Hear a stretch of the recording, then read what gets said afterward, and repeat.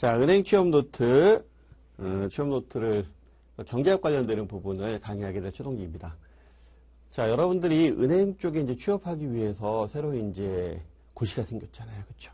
그 고시 안에서 이제 경제학 관련되는 부분이 당연히 은행은 뭐를 만지는데요? 돈을 만지는 데이기 때문에 경제와 관련된 내용들을 잘 알아야 되는 부분들은 기본적으로 또 상식 쪽에 해당되는 내용이고요. 그렇기 때문에 이제 은행 쪽에서도 그 소양으로 은행에 들어오려면 이 정도 경제는 좀 알아야 되겠다라는 형태로 해서 이제 경제학하고 그 다음에 금융 기본, 금융 용어나 아니면 금융 관련되는 기본적인 내용들을 이제 요구하게 되는 그런 시대가 됐죠. 저도 금융기관에 이제 근무를 꽤 오랜 기간 했어요. 오랜 기간 하면서 전체적으로 보면 고객들하고 뭐 같이 얘기할 때도 금융 관련 부분과 더불어서 경제 관련 지식은 아주 필수예요. 근데 저희가 그러면 이번 시간에 다룰 이제 앞으로 저랑 같이 이야기 나눌 그 경제 관련 부분들은 굉장히 난이도 깊은, 그러니까 학부 때에 아주 뭐 계산이 복잡하게 하거나 그런 형태로 가는 문제들을 다루는 건 아니에요. 왜냐하면 그런 형태의 문제들은 뭐 나올 확률이 그렇게 높지 않기 때문에 그렇지만 저희가 지금 이제 간단하게 보면 그래프하고 그 다음에 이야기로는 우리가 문제를 풀다 보면 오지선다든 사지선다든 문제를 풀다 보면은 그래프하고 그 다음에 이야기, 텍스트, 아주 간단한 문제도 물론 포함이 되지만 그런 형태의 지문들이 나왔을 때 얼마나 직관적으로 빨리 그게 답이다라고 해서 찍을 수 있는 부분의 능력이 내가 있느냐 없느냐라는 부분이 당락을 결정하는 부분이기 때문에 저랑은 그런 능력을 키우는. 그래서 경제를 공부하신 분들, 그러니까 실질적으로 학부 때 경제를 공부하셨고 꾸준하게 그걸 관심을 가지셨던 분들은 이 강의를 편안하게 이렇게 들으면서 한번 정리를 하는 시간을 가지시면 좋을 것 같고요. 그렇지 않고 내가 경제학은 사실 학부 때도 근처에도 안 가봤다. 또는 근처에 가보긴 했는데 사실 너무 어려워서 또는 너무 복잡해서 아니면은 그다지 신경을 많이 안 썼다. 다른 스펙 쌓느라고 그다지 신경을 많이 안 썼다라고 하시는 분들 같은 경우에는 이 강의가 굉장한 도움이 될 거라고 저는 자신을 해요. 그렇기 때문에 저희가 지금부터 나눌 이야기들은요, 은행 취업 관련해서, 취업 노트 관련해서 이야기하는 부분이면서 앞쪽에서는 187문제에 해당하는 기본 문제를 다룰 거예요. 그 기본 문제 안에는 굉장히 다양한 경제 용어들이 들어가 있지만 굉장히 쉽게 제가 이해하실 수 있도록 풀어드릴 거고요. 그리고 나서 뒤쪽에 또 이만큼에 해당하는 또 심화 문제가 있어요. 그거보다 훨씬 더 많은 심화 문제가 있는데 그 심화 문제를 여러분들이 혼자서 풀기는 좀 어렵잖아요. 그렇죠? 그렇기 때문에 앞쪽에 기본 문제 풀 때 그거와 연관돼서 상당히 중요하다라고 생각되거나 꼭 필요하다고 생각되는 심화 문제들 중에서 일부분을 빼서 그 단락단락에 같이 넣어서 풀어드릴 거예요. 그러니까 저랑 같이 시험 공부하신다라고 생각하시면 여러분들이 아마 조실 시간은 별로 없으실 것 같아요. 왜냐하면 앞에서 1번 문제 풀다가 갑자기 뒤에서 100번 문제 풀고 2번 문제 풀다가 103번, 뭐 201번, 뭐 403번 문제 풀고 뭐 이런 식으로 뒤쪽에 나와 있는 문제들을 같이 갖고 오면서 풀어주는 그런 시간을 가질 거고요. 첫 번째는.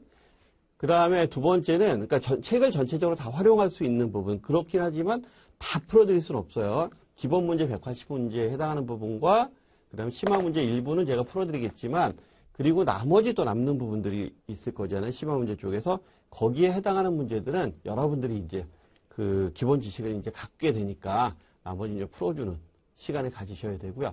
두 번째는 어떤 부분이냐면은 여러분들이 경제를 공부하는 데 있어서 가장 중요한 게 뭐냐면은 용어거든요. 그러니까 이 얘기가 나왔어, 이 그래프가 나왔어. 근데 이 그래프를 도대체 어떻게 해석해야 되지? 이게 도대체 무슨 말이야? 도대체 모르겠어. 사실 이런 부분들 때문에 경제가 접근하기 어려운 거거든요. 그렇기 때문에 문제 한 문제 풀 때마다 거기 나와 있는 용어에 굉장히 집중을 할 거예요. 그래서 일부 책들에 보면 앞쪽에 경제에 대한 해설이 나와 있고요. 그 다음에 뒤쪽에 문제풀이가 나와 있는데 사실 그 앞에 나와 있는 해설이 여러분들이 그리고 강의는 별도로 없는 책들이 많아요. 근데 앞에 나와 있는 해설 부분이 굉장히 축약을 해서 앞에서 깔아놓은 해설들이기 때문에 실질적으로 그 내용을 봤을 때 경제학 그 앞에 해설을 안 볼 정도의 지식이 쌓여 있으신 분들이 봤을 때 이해가 되는 부분이지만 앞에 해석이 돼 있는 부분을 봤을 때 그만한 풀이 능력을 갖고 있지 못하신 분이라고 하게 되면 실질적으로 앞에 게 거의 뭐 소용될 일이 없는 그런 부분들이기 때문에 저희 교재에서는 그렇게 안 하고 제가 어떻게 계획을 잡고 있었냐면 기본적으로 심화 문제를 통해서 우리가 굳히기는 하지만 기본 문제를 통해서 또 그리고 강의를 통해서 어떤 부분이다 용어를 충분히 익힐 수 있게 또 혹시나 강의를 못 듣는다라고 하더라도 시간이 없어서 문제만 풀더라도 그 기본은 용어에 대한 기본적인 개념을 잡아갈 수 있게 그런 형태로 지문이 구성이 되어 있으니까 저랑 같이 잘 믿고요. 요거 하면 은행에서 경제학 문제는 아무 걱정 없다라고 생각을 하고 한번 진행을 한번 해보자고요. 자, 이제 본격적으로 진행하겠습니다. 자, 1번 문제에서부터 한번 볼까요? 1번 문제. 자, 시장에서 가격이 수행하는 주요 역할로 가장 적절하지 않은 것은 자, 시장에서 가격이 수행하는 역할로 가장 적절하지 않다라고 하게 되면 우리가 이제 시장이라는 거를 생각을 할 때 제일 먼저 시장하면 떠오르시는 분이 있어요. 아담 스미스. 그죠? 아담 스미스가 떠오르게 되고요. 아담 스미스 기억 안 나시는 분이거나 아니면 모르시는 분은 이렇게 생각하시면 돼요. 경제학의 아버지다라고 생각하시면 돼요. 지금 현재 우리가 이제 경제학이라는 학문을 배우게 되는데 경제학이라는 학문의 기본을 닦으신 이게 경제학이다라고 하는 부류를 하나 만들으신 뭐 그런 분이다라고 생각하시면 되고요. 오래전에 돌아가셨죠. 그 다음에 보이지 않는 손이라는 얘기를 해요. 보이지 않는 손. 손이 투명손이에요. 보이지 않는 손이에요. 자, 이게 어떤 뜻이냐면 요걸 보고서 이제 이해를 하시면 돼요. 자, 그래프를 한번 보게 되면 여기가 가격에 대한 그래프예요. 제가 가격 또는 그냥 가격이라고 쓸게요. 그 다음에 여기가 수량. 여기가 수량이라고 생각을 하시면 그러니까 항상 X축하고 Y축에 해당하는 부분들을 잘 보셔야 돼요. 그래서 가격과 수량이라고 생각하게 되면 자, 사람은 우선은 공급자가 있고요. 그러니까 모든 재화는 우리가 상품, 유형의 상품이거나 서비스를 우리가 통상적으로 이제 재화라고 얘기를 하는데, 즉 형태가 있는 거든 형태가 없는 거든 이런 것들에 대해서 공급하는 사람이 있을 거란 말이에요. 공급하는 사람.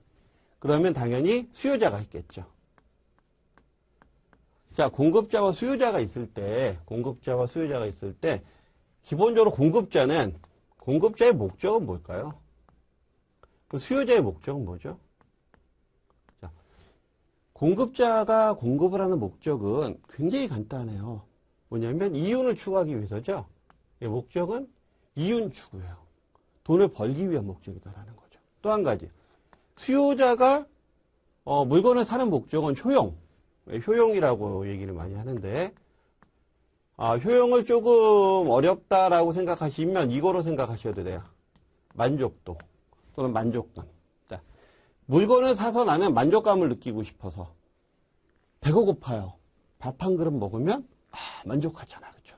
포만감이 들잖아요. 돈을 낼 만한 가치가 있었다라고 생각을 하잖아요. 그렇죠? 그러면 공급자 입장에서는 저 사람이 재화가 필요해. 그럼 내가 재화를 제공해줘. 그러면 저 사람이 어떤 효용을 느끼든 만족감을 느끼든 본인하고는 상관이 없는 거야. 제일 중요한 건 뭐예요? 그렇게 했을 때 물건이 팔리면 본인은 뭐를 취득할 수 있어요? 이윤을 가져갈 수 있잖아요. 그래서 그러면 보이지 않는 손이라는 건 이걸 얘기하는 거예요. 공급자는 이윤을 벌 목적으로 상품을 제작해서 또는 서비스를 제작해서 내놓는 거예요. 자, 수요자가 이게 꼭 필요해 또는 수요자를 위해서 나 저 사람이 만족감을 느꼈으면 좋겠어. 저 사람이 행복했으면 좋겠어 라고 하는 게 아니고 뭐를 위해서? 이윤을 위해서 자기의 이득을 위해서 그냥 상품을 만들어서 내놓는 거예요. 사회에도 필요한 상품. 그러면 수요자가 사서 만족감을 느끼는 거죠. 자, 이게 보이지 않는 손이라는 거예요. 가장 간단하게 얘기하면. 자, 그러면 이 보이지 않는 손에 의해서 이윤 추구를 위해서 일을 하고 그 다음에 그거에 의해서 만족감을 느끼게 되는 두 가지 사람이 있다라고 하는 거예요. 시장에는. 자, 그러면 두 사람이 있는데 한 사람은 가격이 떨어질 때 자, 내가 원하는 물건이 있어요. 또는 내가 저 물건이 필요해요. 근데 가격이 떨어졌어요. 그럼 더 많은 양을 구입하겠죠. 그죠? 근데 만약에 가격이 올라가면 내 소득이 일정하다면 가격이 올라가게 되면 나는 당연히 그보다 적은 양을 수요할 수밖에 없을 거예요. 그렇죠? 자, 그렇다 보면 가만히 이 곡선을 살펴보면요. 어떤 곡선이 되냐면 하향하는 모양의 곡선을 가지고 가게 돼요. 그래서 가격이 떨어지게 되면, 가격이 올라가게 되면. 그렇죠? 가격이 올라가게 되면 양이 적어지죠. 가격이 떨어지게 되면 수요하는 양이 많아지는 우하향하는 곡선을 갖고 가게 돼요. 그래서 이 우하향하는 곡선에 대해서 이제 우리가 또 뒤쪽에서 굉장히 많은 이야기들을 할 거예요. 근데 이 수요 곡선 자체가 왜 우하향하느냐라는 부분에 여러 가지 이야기가 있는데 우리는 기본적으로 요 정도로만 좀 알아두시면 될 것 같아요. 우리 시험에서는 요 정도. 자, 수요 곡선 어떻게 된다? 우하향한다. 라는 거. 자, 그렇다라고 하게 되면 공급자 입장을 한번 살펴볼까요? 공급자 입장. 자, 공급자 입장에서는 물건값이 올라가면, 공급자는 물건값이 올라가면 당연히 물건을 더 만들어서 팔라 그러겠죠. 그죠? 그럼 물건값이 떨어지면 만들어봐야 별로 남는 게 없으면 굳이 열심히 노력해서 만들려고 하지 않을 거니까 공급이 줄어들 거잖아요. 그렇죠? 자, 그렇다 보면 그렇게 해서 선을 그어보니까 어떤 선이더라? 상향하는 곡선이 만들어지더라. 제가 이런 말씀 하시는 분들 있어요. 교수님, 다 좋은데요. 왜 직선을 그면서 왜 곡선이라고 얘기를 하세요? 라고 얘기를 하지만, 자, 여기에 굉장히 무수한 많은 점들이 있고요. 그렇게 해서 굉장히 다양한 선들이 이루어질 거예요. 그렇죠? 근데 우리가 직관적으로 이해하기 편하게 일반적으로 보면은 가격이 올라가면 공급량이 늘어나잖아요. 가격이 떨어지면 공급량은 줄어들죠. 그렇죠? 근데 그 줄어드는 폭이 일정하게 되면 직선이 될 거고요. 그렇지 않으면 곡선의 형태를 갖고 갈 텐데 우리가 그냥 이해하기 편하게 어떻다? 수요 곡선은 하향한다. 그 다음에 공급 곡선은 상향한다. 라는 형태로 이해를 하기 위해서 이렇게 직선의 형태로 그냥 강의를 하는 거예요. 실질적으로는 상향하다가 이렇게 약간 체감하는 형태. 또 올라갈 때는 실질적인 선은 살짝 이런 형태의 그림을 갖고 가는 게 가장 이제 일반적인 형태인데 이 부분은 어디서 우리가 배울 거다? 이 부분은 뒤쪽에서 우리가 이제 비용이나 이런 부분들 다 할 때 이제 이야기를 한번 얘기를 할 거고요. 기본적으로 이렇게 갖고 간다. 자, 그러면 요게 뭐냐라는 거죠. 여기서 요거. 자, 수요와 공급이 만났어요. 수요와 공급이 만나는 데서 가운데서 뭐가 생겼어요? 균형이 생겼죠. 물건을 요구하는 사람과 그 다음에 물건을 공급하겠다는 사람.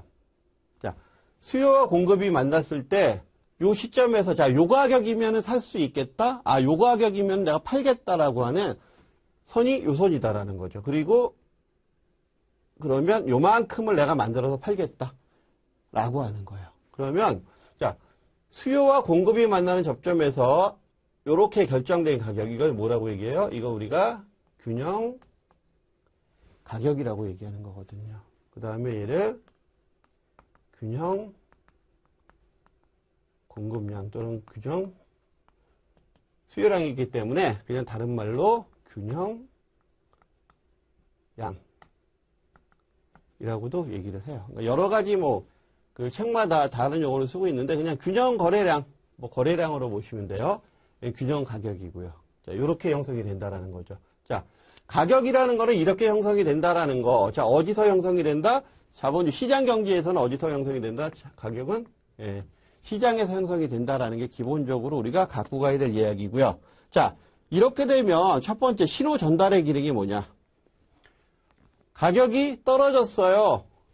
더 많이 사셔도 될 것, 수요량을 늘리셔도 될 것 같아요. 자, 가격이 떨어졌어요라는 시그널 또는 가격이 올라갔어요. 그러니까 더 많이 생산을 해도 돼요라고 하는 신호를 전달하는 부분이 뭐다? 가격이다라는 거죠. 그래서 첫 번째 신호의 전달 기능이 있는 거고요. 근데 유인의 제공. 자, 가격이 올라가거나 떨어지거나 하게 되면 수요자 또는 공급자한테 더 많이 사게 또는 적게 사게 이 물건을 더 선호하게 또는 선호하지 않게 하는 유인을 제공을 하죠. 그렇기 때문에 두 번째 유인의 제공 기능이 있고요. 그다음 소득의 분배 기능이 있어요. 자, 소득의 분배 기능을 생각해 보면 우리가 그냥 근로자라고 한번 생각해 보자고요. 명목임금이라는 게 있는데 이 명목임금은 실질임금에 플러스 물가 이렇게 구성이 되어 있다고 보시면 돼요. 우리가 봉급을 타잖아요. 또는 우리가 급여를 타거나 어떤 소득이 생기게 되면 예를 들어서 100만 원 벌었는데 물가가 100만 원보다 더 많이 올랐어요. 그럼 실질적으로 우리는 돈 번 게 아니지, 그치? 그렇기 때문에 내가 급여를 탔지만 내가 급여를 탔어요. 급여는 임금 협상에 의해서 단기간에는 좀 고정되는 게 있거든요. 자, 그러면 임금을 탔어. 근데 물가가 올랐어. 임금이 만약에 요번에 한 5% 올랐어요, 임금이. 올해는. 근데 물가가 10% 올랐다면 나는 실질적으로 오른 임금을 받은 건가요? 떨어진 임금을 받은 건가요? 실질적으로 보면 5% 하락한 임금을 받은 거죠. 그렇죠? 자, 또는 물가가 10% 떨어졌어요. 근데 봉급은 5% 줄었대요. 자, 봉급이 줄었음에도 불구하고 물가가 10% 하락했기 때문에 나는 실질적으로 봉급이 5% 상승한 효과가 발생하죠. 그렇죠? 자, 이게 뭐예요? 이걸 소득 분배라고 얘기할 수가 있겠죠. 즉, 가격은 물건을 사고 파는 가격이 바뀜에 따라서 실질 소득이 바뀔 수도 있어요. 그래서 소득이 분배 현상이 일어나게 되는 거죠. 자, 실질적으로 여러분들이 이제 경제 원론이나 이런 교재를 살펴보게 되면 제가 지금 설명드린 이 수요 공급의 법칙, 수요와 공급, 그 다음에 균형 가격, 균형량, 그리고 그 시장 가격, 신호 전달이나 위내 제공 이런 소득 분배나 이런 거 가지고 거의 뭐 꽤 많은 양의 학습을 하셔야지 이제 나와 있는 부분들인데 그걸 다 정리해 보면 요 얘기가 된다라는 거죠. 그러니까 지금 우리가 풀 강의 내용들이 이런 내용들이에요. 뭐냐면 전체적으로 강의를 지금처럼 진행을 할 거예요. 경제학 서적에서 나와 있는 이야기들 중에서 우리가 거기에서 어떤 검증이나 이런 것들이 많이 하거든요. 검증을 많이. 이 수요함수가 맞느냐, 공급함수가 과연 맞느냐, 균형점이 분명히 여기가 맞느냐 이런 것들을 검증을 많이 하는데 우리는 그런 걸 일단 싹 뺄 거예요. 싹 빼고 이미 다 검증이 돼 있고 이미 다 그거에 대해서 확실하게 나와 있는 이야기들을 우리가 굳이 다시 한번 검증할 만큼 할 필요는 없다라는 거죠. 그 내용들은 그대로 받아들이고요. 지금 뭐 나와 있는 이론들이니까 다 받아들이고 우리는 뭐만 집중하겠다? 시험 공부에만 집중하겠다. 이게 실제 학부에서 강의할 때의 경제학 강의하고 그 다음에 제가 여기서 강의하는 내용하고의 차이점이다라고 생각하시면 돼요. 그래서 지금은 전체적으로 우리가 뭐에 집중한다? 용어에 집중하면서 이 얘기가 맞느냐 틀리느냐라는 걸 기본적으로 우리가 찍을 수 있는, 직관적으로 답을 골라낼 수 있는 능력을 기르는 게 이 강의의 목적이기 때문에 자, 그럼 네 번째, 자원의 완전한 배분. 자, 일단은 틀린 것 같죠? 그쵸? 예, 완전한이 어디 있겠어요? 그쵸? 자원의 완전한 배분. 물론 이제 우리가 완전 경쟁 시장이라는 걸 뒤쪽에서 이제 배울 거예요. 뒤쪽에서 배울 텐데, 거기서 또 얘기가 나가겠지만, 우리가 자원이 완전히 배분된다는 얘기는 파레토 최적이 됐다는 얘기거든요. 파레토 최적이다라고 하게 되면 어떤 부분이냐면은, 내가 물건을 하나 더 생산을 해요. 그래서 이윤을 조금 더 얻을 수 있는 여지가 생겼어요. 그러면 물건을 내가 하나 더 생산한다는 얘기는 무슨 얘기가 돼요? 이게 아직은 완벽하게 균형점이 아니다라는 거죠. 누군가 내가 하나의 이득을 보면 누군가 하나를 손해를 보고 누군가 하나를 손해를 보면 누군가 하나를 이득을 볼 수 있는 딱 균형인 상태. 여기서 이제 완전한 자원 배분의 효율성이 나타난다라고 많이 얘기를 하는데 그걸 파레토 최적이라고 얘기를 하는데 뒤쪽에서 이제 자세하게 우리가 또 그런 내용들을 배울 거고요. 그 다음에 또 한 가지가 우리가 그냥 볼 수 있는 것도 있어요. 자원의 완전한 배분의 실패라는 부분을 뭘 볼 수 있냐면 이런 거 있죠. 독점기업. 자, 독점기업 같은 경우에는 시장을 본인이 지배를 하잖아요. 그렇죠? 시장을 본인이 지배를 해서 실질적으로 원활하게 자원 배분을 하는 것보다는 누구를 위해서? 사회를 위한 게 아니라 본인의 기업을 위해서 자원 배분을 하는 게 굉장히 많이 발생을 하죠. 독점 기업이나 또는 과점 기업도 있고요. 그렇죠? 자, 우리가 뒤에서 가서 배우겠지만 이 독점 기업이나 과점 기업이나 이런 부분들이 발생하는 건 이제 우리가 뭐라고 얘기하느냐? 불완전 경쟁. 독점이나 과점 같은 경우 완전한 경쟁은 아니잖아요. 그렇죠? 불완전 경쟁이 발생했을 때 또는 이제 그 공공재, 나 외부성이라고 얘기를 하거든요. 공공재 같은 경우에는 그 비배제성이나 아니면 비경합성이 있다라고 얘기를 하는데 예를 들어서 이런 거예요. 비배제성은 이 사람이 대금을 안 냈다 그래서 내가 혜택을 주는 걸 막을 수 없다. 예를 들어 국방 같은 경우에.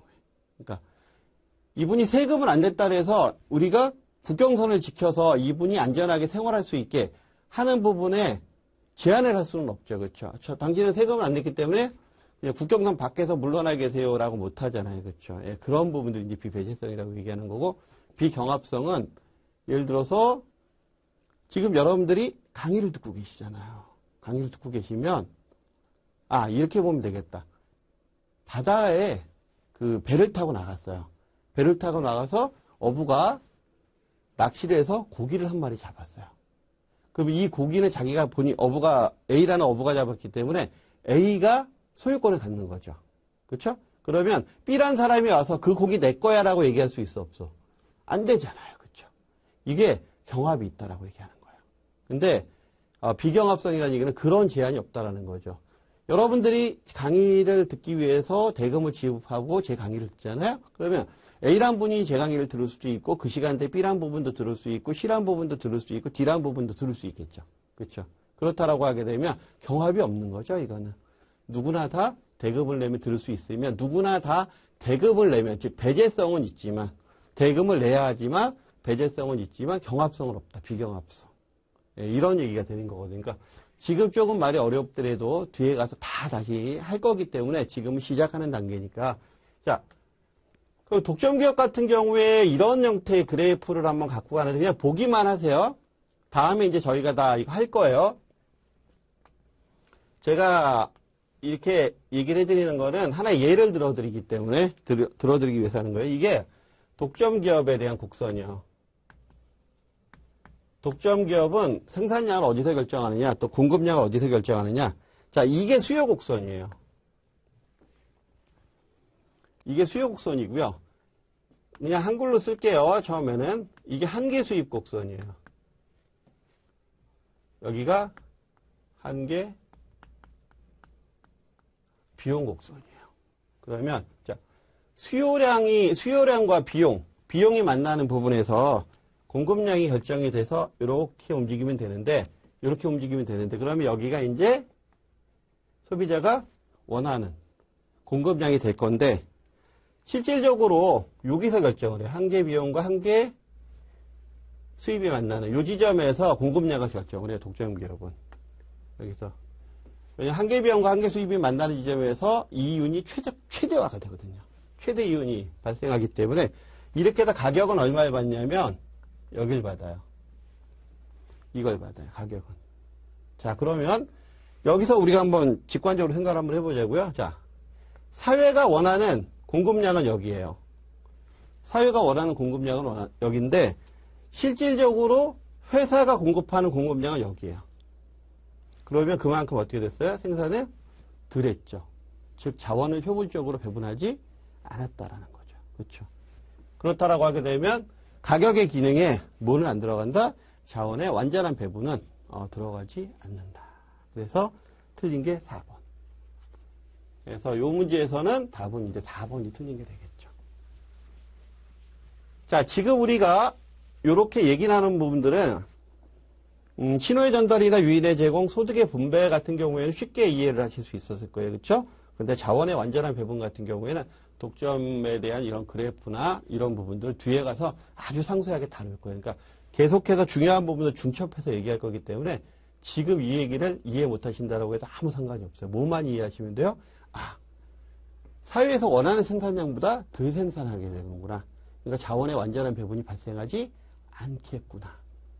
그럼 독점 기업에서는 자원이 완전하게 배분되는 효율적인 어떤 시장 경제가 아니구나라고 생각하시면 돼요.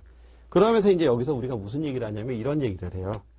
우리 교재에서 굉장히 많이 나올 단어예요. 여기서는 아직 안 나왔지만 후생이라는 얘기를 굉장히 많이 할 거예요. 조금 아까도 사회적 후생이 덜 발생한 거거든요. 손실이 발생을 한 거거든요. 이게 무슨 얘기냐면 후생은 그냥 효용이라고 생각하시면 돼요. 효용. 만족감. 예, 그래서 전체적으로 어떤 행위를 했을 때 만족감이 극대화됐다. 즉 자원이 완전하게 배분이 돼서 다들 좋은 일로 만족감이 극대화됐다 또는 다들 안 좋은 일로 만족감이 최소화됐다 라고 하는 부분을 얘기할 때 우리가 사회적 후생이 늘어났다, 줄어들었다 라는 용어로 쓸 수도 있을 거예요. 그러니까 어떤 교재에서는 효용이라고 얘기를 하고요. 어떤 교재에서는 사회적 이득, 뭐 손실, 잉여 뭐 이렇게도 얘기를 하고요. 어떤 교재에서는 후생이라고 얘기도 해요. 그러니까 전체적으로 그 이야기는 큰 흐름에서 보면 같은 이야기다라고 보시면 되고요. 자, 그래서 1번 문제는 답이 4번.